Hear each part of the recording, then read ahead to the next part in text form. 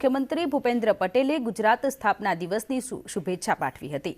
આ સાથે તેમણે કહ્યું કે અમૃતકાળ દરમિયાન દેશ અને દુનિયાને વિકાસમાં માર્ગદર્શન આપવા માટે ગુજરાતને એક મોડેલ રાજ્ય બનાવવું પડશે। આપણો એક જ સંકલ્પ છે, ગુજરાત વિકાસના દરેક ક્ષેત્રમાં પ્રથમ રહેવું।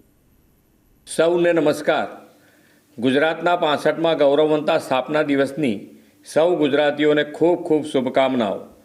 મહાત્મા ગાંધીજી, સરદાર વલ્લભભાઈ પટેલ, શ્યામજી કૃષ્ણ વર્મા, રવિશંકર મહારાજ, ઇન્દુ ચાચા, વિશ્વ નેતા અને યશસ્વી વડાપ્રધાન શ્રી નરેન્દ્રભાઈ મોદી જેવા લોકસેવકની પુણ્યભૂમિ એટલે ગુજરાત। આઝાદી સંગ્રામના શૌર્યભરા ઇતિહાસની ભૂમિ એટલે ગુજરાત।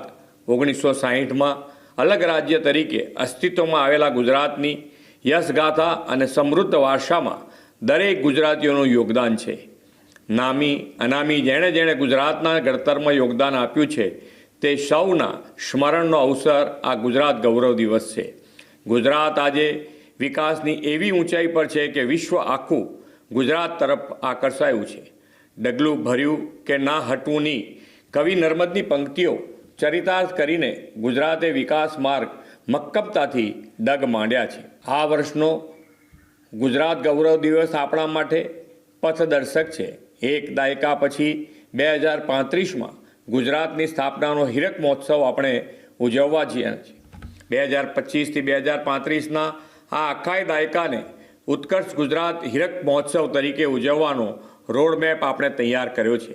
આ હીરક મહોત્સવ ગુજરાતીઓના સન્માન સાથે સમૃદ્ધ ઇતિહાસ તથા સાંસ્કૃતિક મૂલ્યોની ઉજવણીને જન ઉત્સવ બનાવવાની નેમ છે।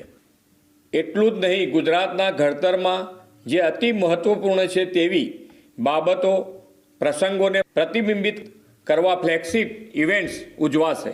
આપણા રાજ્યનો ભવ્ય ઇતિહાસ પુનર્જીવિત કરવા ગુજરાત ગૌરવ ગાથા અન્વયે વિવિધ કાર્યક્રમો પણ આ સમગ્ર દાયકા દરમિયાન કરવાના છીએ। ગુજરાતની સ્થાપનાના હીરક જયંતિ મહોત્સવ ઉપરાંત વિકસિત ભારત 2047 માટે વિકસિત ગુજરાતનો સંકલ્પ સિદ્ધ કરવાની દિશામાં પણ આપણે આગળ વધવું છે।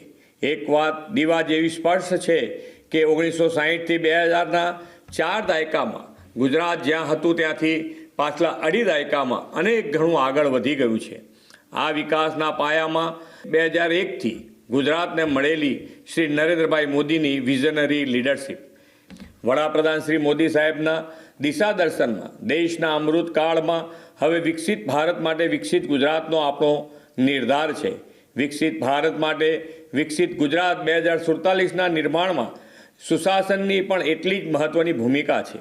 આપણે સુશાસનની દિશા અને બંધારણના મૂલ્યોને જાળવી રાખીને રાષ્ટ્ર નેતાઓની પ્રેરણા તથા આશીર્વાદ સાથે વિકાસની યાત્રા અવિરત રાખવી છે। 2047માં દેશની આઝાદીની શતાબ્દી ઉજવીએ ત્યાં સુધીના 25 વર્ષના કાલખંડને વડાપ્રધાન શ્રી મોદી સાહેબે અમૃતકાળ સાથે